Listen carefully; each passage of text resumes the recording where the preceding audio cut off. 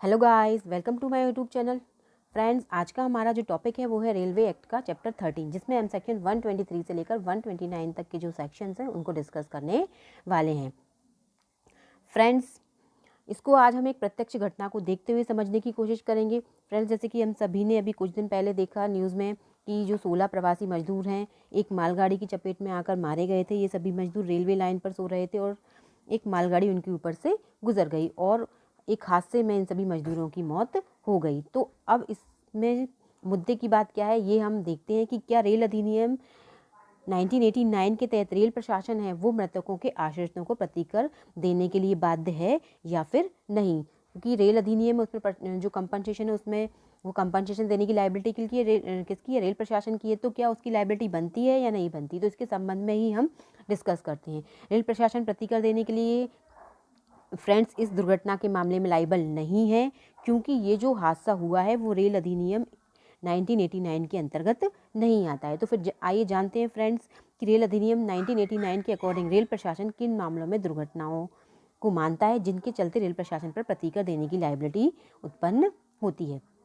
तो फ्रेंड्स, सबसे पहला जो हमारा सेक्शन है 123 चैप्टर 13 का ये पहला सेक्शन है। इसमें पहली जो डेफिनेशन है, ए डेफिनेशन दुर्घटना से क्या अभिप्रेत है, जो 124 में वर्णित प्रकार की दुर्घटना अभिप्रेत है। अगर हम इसको सिंपल वर्ड में बोलें तो क्या कि ये एक ऐसा सेक्शन है जो ये बता रहा है कि दुर्घटना उन मामलों को कहा जाएगा जो कि धारा 124 में वर्णित है।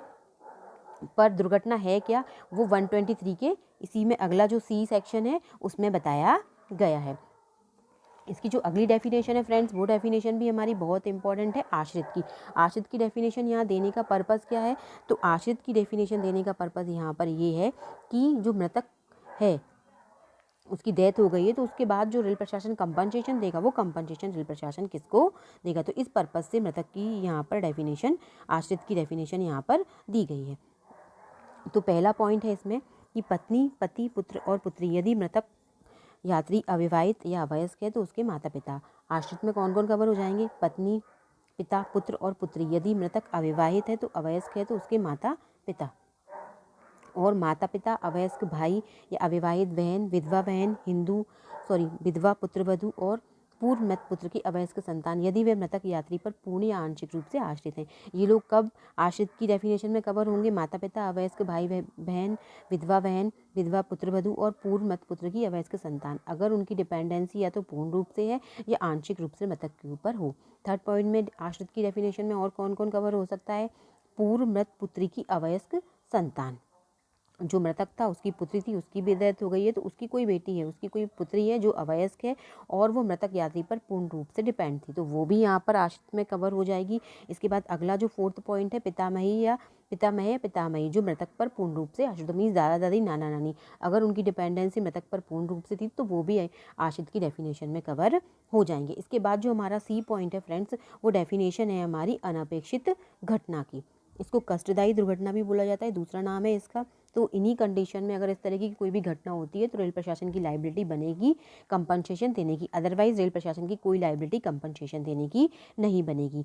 क्या है इसमें अनपेक्षित घटना में कि यात्रियों को वहन करने वाली किसी रेलगाड़ी में या उस पर अथवा किसी स्टेशन की प्रतिमाओं के भीतर प्रतीक्षालय, यात्री सामान घर अथवा आरक्षण या बुकिंग कार्यालय में, किसी प्लेटफॉर्म पर या किसी अन्य स्थान में किसी व्यक्ति द्वारा कहाँ कहाँ किस तरीके की दुर्घटना हुई है तब कंपनसेशन मिलेगा। तो ये फर्स्ट पॉइंट में उन्होंने बताया है कि कहाँ दुर्घटना हुई हो, पहली तो कि गाड़ी में हुई हो, रेलगाड़ी में हुई हो अथवा उस पर हुई हो, या किसी रेल स्टेशन की सीमाओं के भीतर, या फिर जो वेटिंग रूम है वहाँ पर, या यात्री सामान घर है वहाँ पर, या आरक्षण या बुकिंग कार्यालय में हुई हो, या किसी प्लेटफॉर्म पे हुई हो, या किसी भी अन्य स्थान में, मतलब जो रेलवे की सीमाओं के अंतर्गत आता हो। क्या हुआ हो, आतंकवादी या विघटनकारी गतिविधियाँ अधिनियम 1987 की धारा 3 की उपधारा 1 के अंतर्गत घटित आतंकवादी घटना। तो आप तो सिर्फ इसमें छोटा सा पॉइंट याद रख लो कि कोई भी आतंकवादी कार्य किया गया हो, कहाँ कहाँ पर, जो फर्स्ट वाले पोर्शन में बताया गया है कहाँ कहाँ किया गया हो, चाहे रेलवे स्टेशन हो, ट्रेन हो, रेलवे की कोई भी सीमाएं हो, बुकिंग काउंटर हो, वहाँ पर किसी भी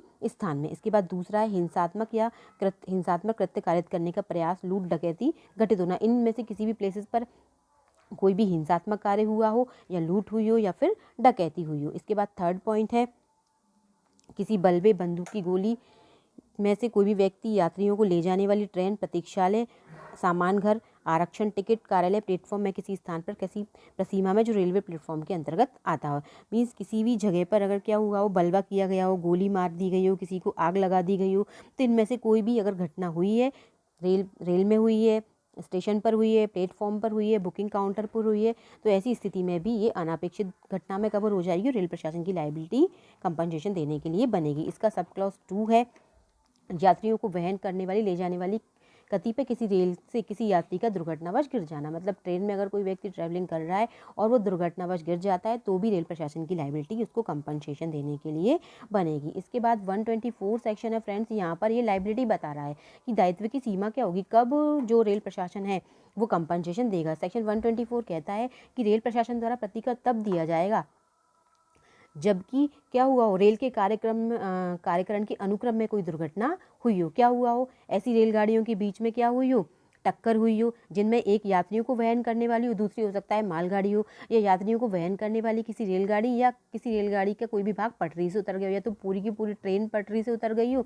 या फिर उसका कोई भाग पटरी से उतर गया हो, या फिर कोई अन्य दुर्घटना हुई हो, तब चाहे रेल प्रशासन की कोई गलती हो या ना हो, उनकी तरफ से कोई निग्लिजेंसी हो या ना हो, उन्होंने कोई डिफ़ॉल्ट किया हो या ना किया हो, उस यात्री को जिसको कोई क्षति हुई है, जिसकी कोई हानि हुई है, या कोई यात्री है जिसकी डेथ हो गई है, या फिर उसके साथ जो भी माल वो अपने साथ ले जा रहा था, ऐसी स्थिति में उसको कोई क्षति हुई है, नुकसान हुआ है, तो उस स्थिति में कंपनसेशन देने की लायबिलिटी रेल प्रशासन की बनती है। बट कंपनसेशन कितना देगा रेल प्रशासन, तो इसकी लायबिलिटी की सीमा बताई गई है कि इसकी लिमिटेशन कितनी हो, इसकी जो लिमिट होगी वो कितनी होगी कंपनसेशन देने की। तो प्रतिकर कितना दिया जाएगा, अगर उसको क्षति हुई है तो सिर्फ उतना ही दिया जाएगा, डेथ हो गई है तो उस स्थिति में उतना दिया जाएगा, और उसके साथ अगर कोई उसका माल भी था, है ना, जो कि वो कोई भी अपने साथ ट्रेन में यात्रा के दौरान अपने साथ वो ट्रैवलिंग में ले जा रहा था, उसको कोई नाश नुकसान या हानि हुई है, तो केवल उतनी सीमा तक ही प्रतिकर देने का दायित्व रेल प्रशासन का बनेगा। और इसका जो स्पष्टीकरण है वो भी इम्पोर्टेंट है कि यात्री के अंतर्गत कर्तव्य रूल रेल सेवक भी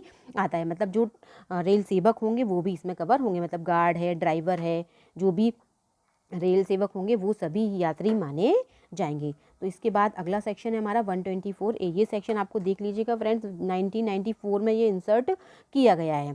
तो ये सेक्शन क्या बात कर रहा है, कष्टदायी दुर्घटना के आधार पर क्षतिपूर्ति। बेसिकली तो ये सेक्शन ये बोल रहा है कि क्षतिपूर्ति की जाएगी, लेकिन इस सेक्शन को हमको पढ़ना कैसे है, इस सेक्शन को हमको ये इस तरीके से पढ़ना है कि ये धारा ये बताती है कि कौन सी ऐसी दुर्घटनाएं जो अनपेक्षित दुर्घटनाएं नहीं मानी जाएगी, या फिर कौन कौन से ऐसे केसेस हैं जिनमें रेल प्रशासन द्वारा कंपनसेशन देने का कोई भी कर्तव्य नहीं है।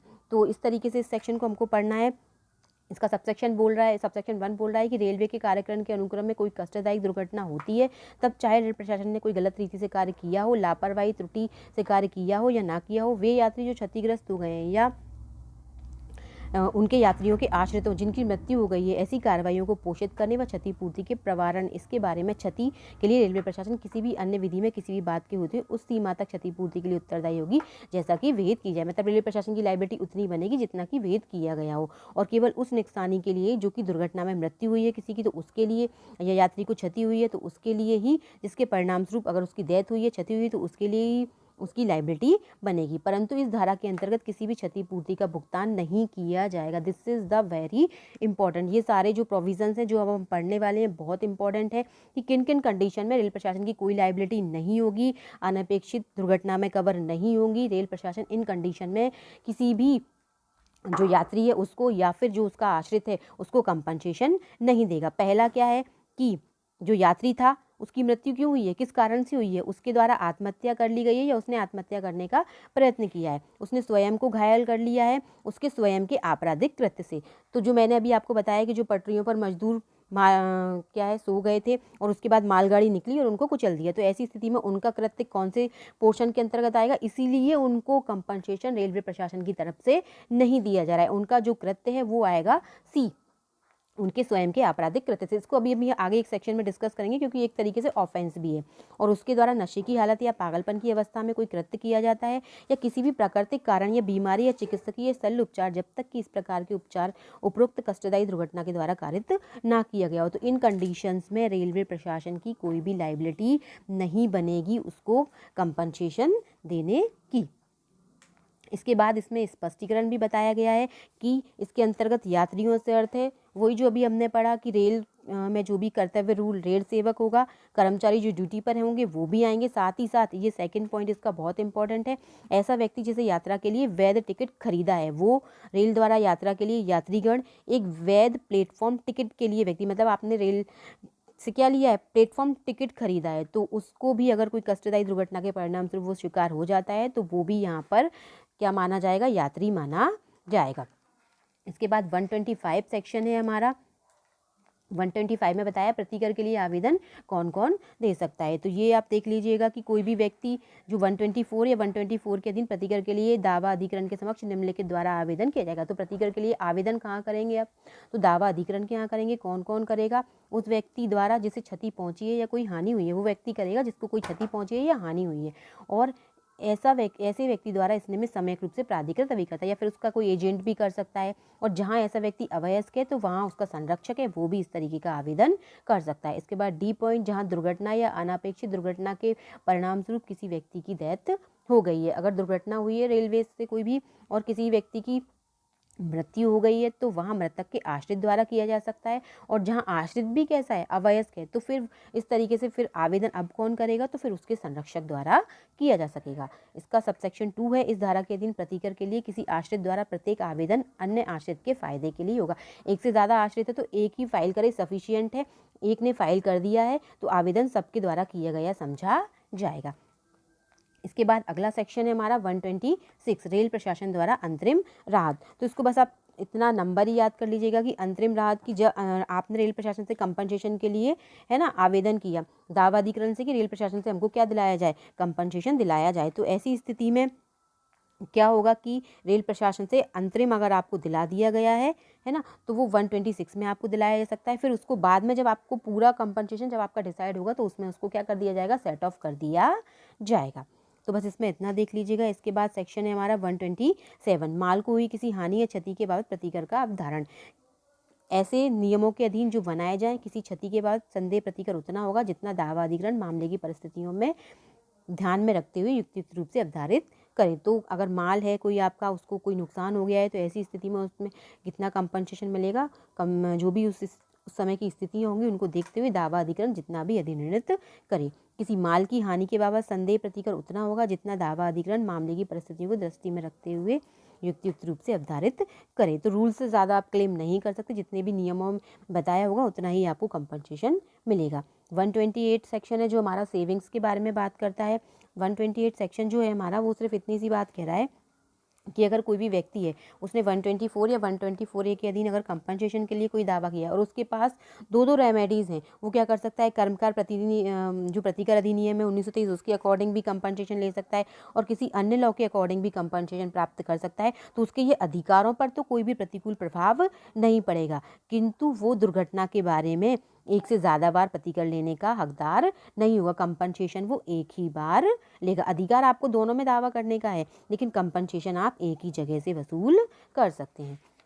इसके बाद इसका सब क्लॉज 2 बोल रहा है ये कि भले ही वहाँ पर सब क्लॉज 1 में कुछ भी लिखा हो, अगर आपने क्या किया है, बीमा इंश्योरेंस वगैरह करवा लिया है तो इंश्योरेंस पॉलिसी के लिए आप क्लेम अलग से कर सकते हैं, वो उसमें कवर नहीं होगा, उसको सेव नहीं किया गया है। तो ये सारी चीज़ें देख लीजिएगा। अब फ्रेंड्स हमने शुरू कहाँ से किया था कि मजदूरों को रेल प्रशासन द्वारा कंपनसेशन नहीं दिया जाएगा, कोई लाइबिलिटी नहीं बनती है। हालांकि राज्य सरकार चाहे तो इस तरीके के केसेस में वो कंपनसेशन दे सकती हैं और वो क्या है, इस तरीके से कंपनसेशन देने के लिए स्वतंत्र भी हैं। अब साथ ही साथ हम एक बात और डिस्कस करते हैं कि जो मजदूर हैं वो रेल की पटरियों पर चल रहे थे या सो रहे थे तो उनके द्वारा कौन सा ऑफेंस किया गया है।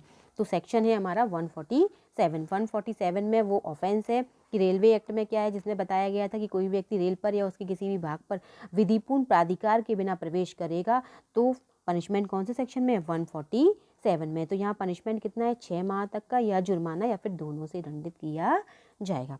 तो फ्रेंड्स आई होप ये वीडियो आपको अच्छा लगा होगा। अच्छा लगे तो आप इसको शेयर करें, लाइक करें और अगर अभी तक आपने मेरे चैनल को सब्सक्राइब नहीं किया है तो सब्सक्राइब भी करें।